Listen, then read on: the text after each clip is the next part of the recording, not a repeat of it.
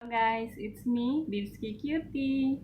Today I wanna read again the words of God about the ceremonially clean and unclean animals in Deuteronomy 14.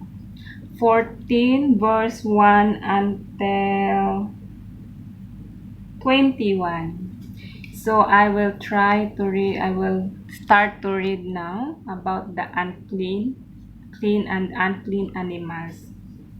Since you are the people of the Lord your God, never cut yourselves or shave the hair above your foreheads in mourning for the dead. You have been set apart as a holy to the Lord your God, and He has chosen you from all the nations of the earth to be His own special treasures. You must not eat any detestable animals that are ceremonially unclean. These are the animals you may eat: the ox, the sheep, the goat, the deer, the gazelle, the roe deer, the wild goat, the addax, the antelope, and the mountain sheep. You may eat any animal that has completely split hooves and chews the cud. But if the animal doesn't have both, it may not be eaten. So you may not eat the camel, the hare, or the hyrax.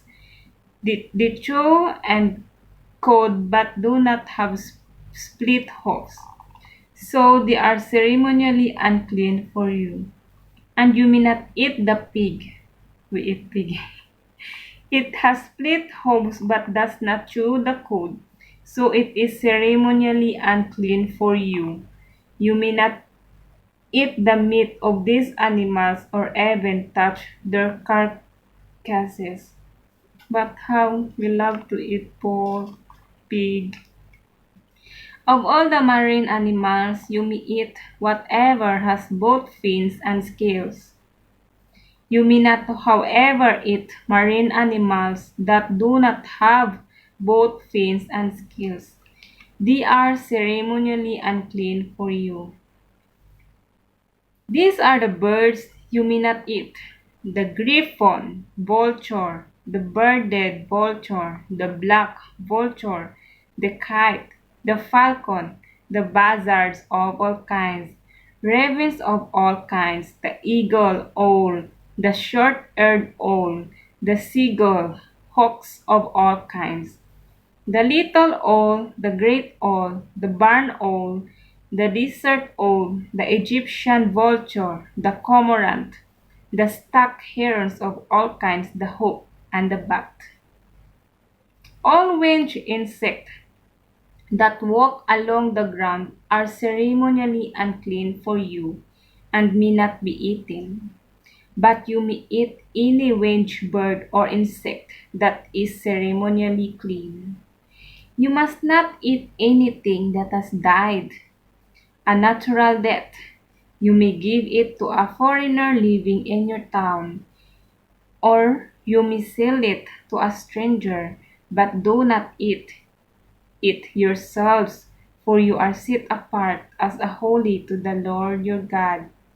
You must not cook a young goat in its mother's milk. So only that the word of the ceremonially clean and unclean animals. The giving of tithes. You must set aside a tithe of your crops, 1/10 of all the crops you harvest each year. Bring this, bris- bring this tithe to the designated place of worship, the place of the Lord your God chooses for His name to be honored, and eat it there in His presence. This applies for your tithes of grain, new wine, olive oil, and the firstborn males of your flocks and herds doing this well. Teach you always to fear the Lord your God. Now when the Lord your God blesses you with a good harvest, the place of worship He chooses for His name to be honored might be too far for you to bring the tithe.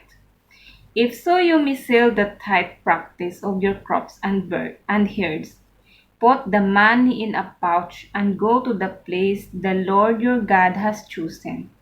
When you arrive, you may use the money to buy any kind of food you want: cattle, sheep, goats, wine, or other alcoholic drink. Then fast there in the presence of the Lord your God and celebrate with your household. And do not neglect the Levites in your town, for they will receive no allotment of land among you. At the end of every third year, bring the entire tithe of the year's harvest and store it in the nearest town. Give it to the Levites who will receive no allotment of land among you, as well as do to the foreigners living among you, the orphans and the field. Then the Lord your God will bless you in all your work. Release for debtors. At the end of every seventh year, you must cancel the debts of everyone who owes you money. This is how it must be done. Everyone must cancel the loans they have made to their fellow Israelites. They must not demand payment from their neighbors or relatives. For the Lord's time of release has arrived. This release from debt, however, applies only to you, to your fellow Israelites, not to the foreigner living among you. There should be no poor among you, for the Lord your God will greatly bless you in the land he is giving you as a special possession. You will receive these blessings if you are careful to obey all the commandments of the Lord your God that I am giving you today. The Lord of your God will bless you, and he has promised you will lend money to many nations, but will never need to borrow you. You will rule many nations, but they will not rule over you.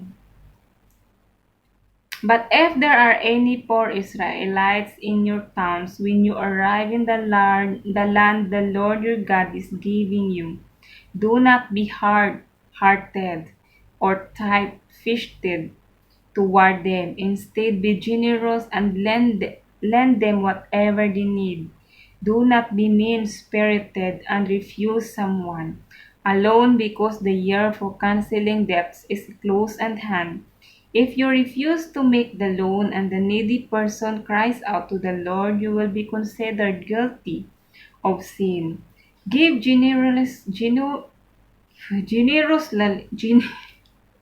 sorry. Give generously to the poor, not grudgingly, for the Lord your God will bless you in everything you do.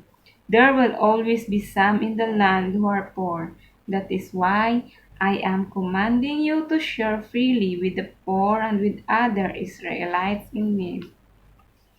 So that is the word for today only. Medyo bulol-bulol kasi dry yung lips ko kaya stuck. So thank you and hope that you can learn some of the God's word in the Bible. Bye-bye.